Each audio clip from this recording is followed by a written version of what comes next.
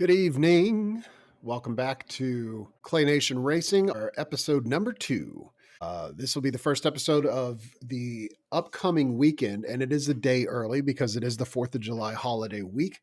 So a little bit unusual, and I'm not racing this weekend. So, I am going out of town to visit family in Charlotte. I might check out Carolina Speedway while I'm down there because I haven't been there.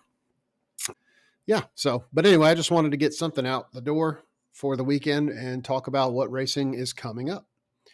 So without further ado, all right, first of all, talk about the Tennessee Racing poll. Tennessee Racing is a great group / page that just kind of does what I want to do with this podcast, but they do it on Facebook. So they talk about everything that's going on in the area, and they have a very wide range of tracks, and they're not dirt only like unfortunately I am, although I'm not going to say I would only be dirt. I might venture off to Kingsport or Lonesome Pine, but it's just not my forte.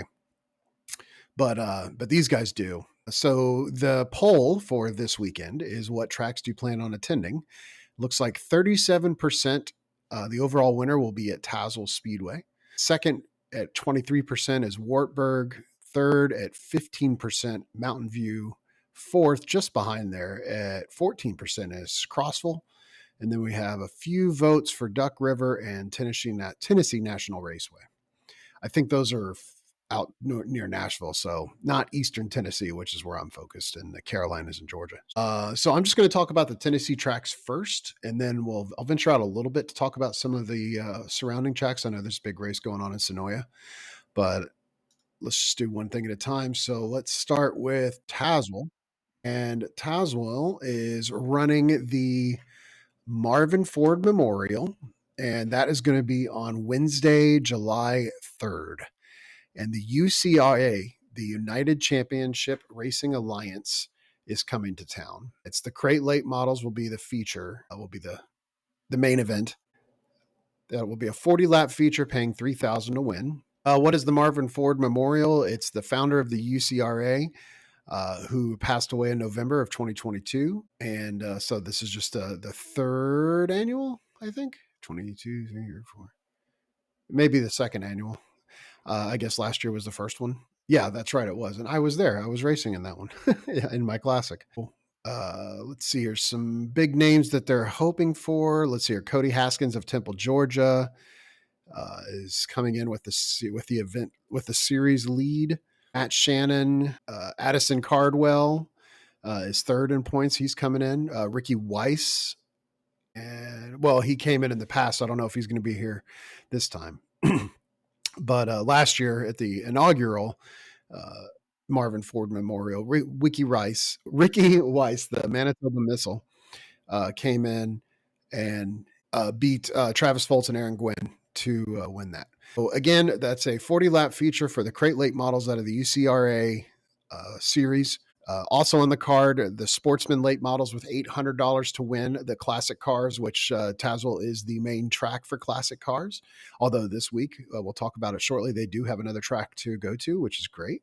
The street stocks are $500 to win, and the 4-cylinder rear-wheel drive cars, $400 to win. And of course, as usual, they have a really nice fireworks display. They set it off in a field near the track, but from the track, it's just you can watch it. It's really great. Pit gates and grandstands are going to open at 5. Drivers meeting is at 7 with hot laps to follow. The general admission will be $15 for kids 9 and under. General admission in the stands will be $15. Kids 9 and under free. And in the pits is $35 for adults and then $25 for kids 12 and under. So there you go. That will be at Tazewell. So let's see here. Who was next? Second was Wartburg. Let me see. That's not Wartburg. Here's Wartburg. So Wartburg's race is also on Wednesday the 3rd. It is the Lester Weeks Memorial, and I'm not seeing any information about the history of that race. Sorry. And the main event, the headliner for that race is the Topless Outlaws. So the late models are going to be topless for that race, and it's going to be $3,000 to win, $300 to start for them. They are also fielding the Sportsman late models for $700 to win, which pretty good for sportsmen. Thunder Bombers, $400 to win. Front wheel drives, $400 to win. Odd Minis, $400 to win. Street Stocks, $400 to win. And the Dwarf cars, $400 to win. And there's not too many Dwarf tracks around here. It's kind of like the classics and the Dwarfs are a very niche class, or a couple of niche classes. There are really good racing, fun racing. They're just not, they're not terribly popular to be everywhere anymore. They had their times. So anyway, again, Wednesday, July 3rd. Also, they're showing that they're going to have a big fireworks show. I haven't been to one of their fireworks shows, so I can't speak for it. Gates are opening at 4 p.m. Drivers meeting at 7:30 p.m. with hot laps to follow. Prices are grandstands $20 for adults. Kids 7 to 12 are $5. I assume that means under 6 and under is free everywhere. Okay, there we go. Tier parking, $25 for adults. Children 7 to 12 is $10. And then the pit entry is $35 for adults, $15 for kids 7 to 12. So that is Wartburg Speedway. Next is Mountain View. And here we go. Mountain View is the Lucky 7 Take 2. So I think they're Lucky 7. I know that I'm not quite sure what these Lucky 7s are, but I think Mountain View, I-75, and Smoky all have some sort of variation on that theme. So I'm not quite sure exactly what it means. That's just their points racing, I think, for the season for whatever classes participate. I'll try to get some more information, and maybe in a future episode we'll talk about it. But just going off of what their flyer says here, it's a Lucky 7, and that is going to be on Saturday, the 6th. And pit gates open at 4. Stands open at 5. Drivers meeting at 7:30. And classes in action, they're going to have the B Sportsman, the open wheel modifieds, the 4-cylinder class, the Sportsman late models, the classics. Classics get to travel out. They actually got to race last weekend at Mountain View as well. I think they only had like 6 or 7 show up because they had quite a few. It was a doubleheader weekend last weekend for them. And at Tazewell, they did have some cars get tore up. And so they just didn't have a big showing. But I suspect, as a former classic owner and driver, that they're always looking to try to branch out and get as many tracks as possible, because you don't want to just be a one-trick pony. And Tazewell's fine and all, but it's fun to branch it out. Hopefully they get a good showing there as well. Anyway, after the classics, we also have the miniature late models, and it says no points. I guess that's no points for the miniature late models in the classics, but double points for all the other classes. I'm not quite sure. Again, I don't know what their points schedule is all about. Hot laps qualifying starting at 7:30. Does not say anything about a fireworks show or anything. So, oh, it does say. Someone did mention a fireworks show in the comments, and they said that during the intermission, there will be a fireworks show. So cool. Mountain View will also have a fireworks show. Crossville. I don't have much information about Crossville. I can't get to the page. I think I got banned. I'm not quite sure why. I don't know, but I can't see Crossville Speedway's Facebook page anymore, or it may have gone down. I'm not sure. They've kind of had some drama lately. People disagreeing with the way they're running things there. So I don't know if maybe they're just having an upheaval or what. But from what Tennessee Racing is sharing, the Crossville race will be on Saturday, July 6th. And the headliner is a 604 crate race, $2,500 to win for the 604 crate late models. But I don't know what support classes are happening at Crossville. So can't give you any more information than that. I tried checking their website. It's not updated. And again, I can't get to their Facebook page for whatever reason. Let's see. What else we got? So Duck River and Tennessee National Raceway, I'm not going to cover those because they're not my tracks. They're not Eastern Tennessee here. They're not in the Clay Nation racing bubble, but they are also having races. I'll talk about some of the surrounding tracks. All right, first on the list, and this is in no particular order, just happened to be the order that I thought of them, is Cherokee Speedway down in Gaffney, South Carolina.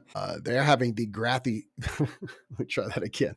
They're having the Grassy Smith Memorial Mideast Super Late Models, 10,000 to win, 1,000 to show. Street Stocks, Renegade Sportsmen, Thunder Bombers, 4 cylinders, and Crown Vics, I think is what that means.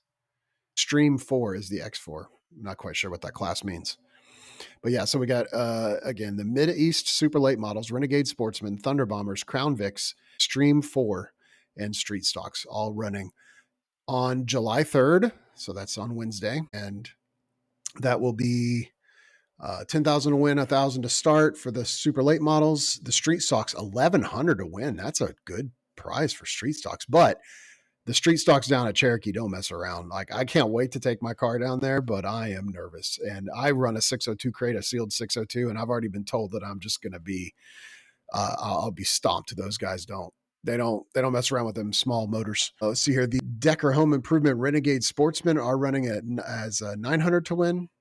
Priority Heat and Air Thunder Bombers, 800 to win. Oh, and if I didn't say it, that was the Browns Roofing Street Stocks. Sorry, hit up their sponsors. The Smokin' Mountain Boys Barbecue Extreme 4 class is 600 to win, and the Lynx Enterprises Crown Victorias, 500 to win. The gates open at 3, and it's $40 general or $40 pit entry.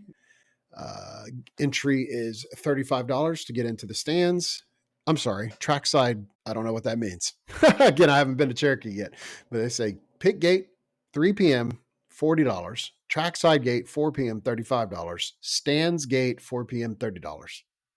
I assume anyone who runs at Cherokee knows what that means.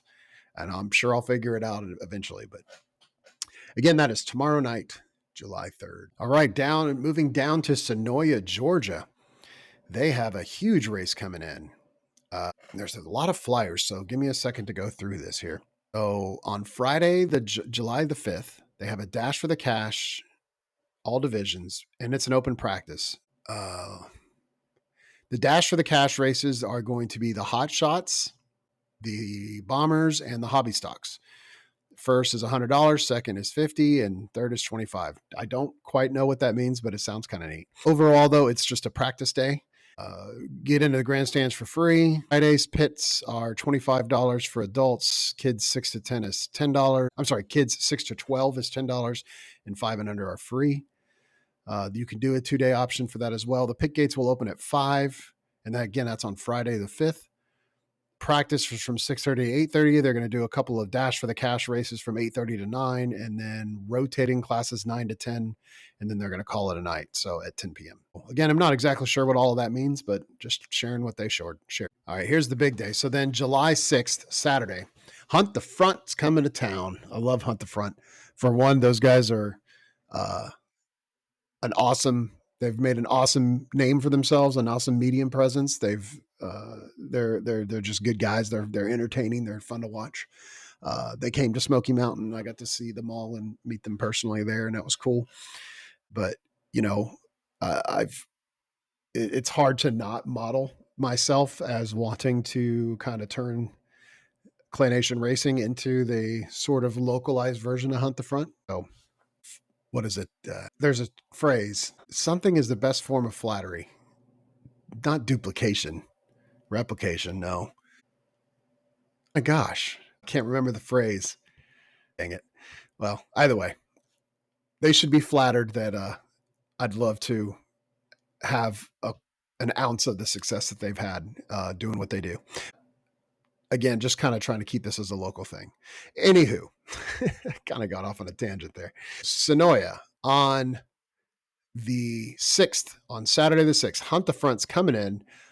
Clearly, that's a super late model feature, and that is $20,000 to win. They are advertising it as a fireworks show. The support classes will be the modifieds, the Chargers, I'm not sure what those are, the 602s, 604s, and then, of course, the super late models feature. Grandstand pricing will be $30. Kids 12 and under free. That's nice. Pit pricing is only $40. Kids 6 to 12 is $20 in the pits, and 5 and under for free. Pit gates will open at 3 p.m. Grandstands opening at 5 p.m. Drivers meeting at 5:30. Hot laps begin at 6, and racing will begin around 7, but that's always tentative. So there you go. That'll be big fun. And I do know from watching Hunt the Front that this is their mid-season championship that they're crowning. So it's a big deal for them. So they'll be itching to win. That would be a fun race to go down and see down in Senoia, Georgia. All right, down at the Carolinas Action Track, Carolina Speedway, which I have also not been to before, but I am going to be right down the road from there while I'm visiting family in the Charlotte area. So I might sneak a visit down there. We'll see. What do they got going on? The Southern Wedge Late Model Association, SWLA. Never seen those cars before. They're coming to the track on Friday, July 5th. And they will be joined by the Renegade Sportsmen, the Thunder Bombers, the Pro 4 class, the Crown Vics, and the Open Wheel Modifieds. Pit gates are opening at 4, grandstands opening at 5, drivers meeting scheduled for 7, and then hot laps to follow. Admission's $30 in the pits, $20 in the stands. They will have a fireworks show. And they're going to do their Hall of Fame inductees there for some of their local guys. Buster May, Gene Sanders, Danny Jackson, and Greg Barker. I don't know them, but I'm sure the locals do. So the Southern Wedge late models are $800 to win. Renegade Sportsman, $600 to win. Thunder Bombers, $500 to win. Pro 4, $400 to win. Crown Vic, $400 to win. And Open Wheel Modifieds, $1,000 to win. So I guess the Open Wheel Modifieds are the feature? Are the headliners? Because they have the biggest purse, but that's odd to me, but hey, whatever. So again, that's Carolina Speedway on July 5th. All right. Also in the Carolinas, we have Travelers Rest Speedway, another track that I can't wait to hit up with my street stock. Haven't been there before. And they are racing on Friday night, July 5th. They also are showing a fireworks show like most every other track is. The divisions racing are the Exquisite Flooring. Is it supposed to be exquisite? I don't know. Exquisite Flooring front wheel drives, the HP Towing Pure Stocks, the Good Time Garage Crown Victorias, the Decker Dumpster Thunder Bombers, Drop a Top. My goodness, there's a lot of tongue twisters in here. Drop a Top Tree Service, Renegade Sportsman's, the Thunder Bombers non-winners. I don't know what that means. And the Sharp Mini late models. So gates are opening at TRS at 5 p.m. and that's on Friday night, July 5th. Drivers meeting at 7, hot lap 7:30. Gate fees. The stands are $15 with kids 10 and under for free. Pits will be $30 with kids 4 to 10 as $5. So that's it. I think that's all of the tracks. Who am I missing? Oh, maybe Harris Speedway. Let's see if they've got anything on the schedule. Yep. Harris Speedway in Harris, North Carolina is racing on July 6th. So that's a Saturday, I believe. It's, the pits open at 4 and the gates open at 4 as well. Hot laps at 6, racing starting around 7, according to their website here.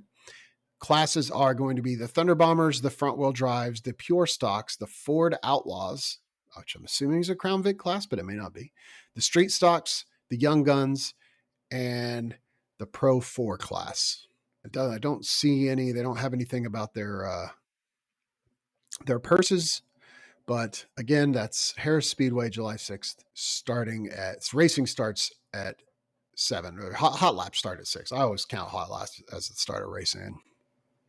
But that's as a driver where I have to be there. So anyway, okay, I think that's all of the major tracks. And we're at around 20 minutes once I cut out all of the nonsense here. So that's about where I wanted to be for one of these preview weekend shows that would normally release on Thursday, but is going to release Tuesday night, Wednesday morning this week due to the holiday. The podcast, if you have found it however you're listening to this podcast right now, it is available on Spotify, Apple Podcasts, Amazon, Audible, and YouTube right now. So I may make it available to other services, but I think that those were the big ones that I had to hit.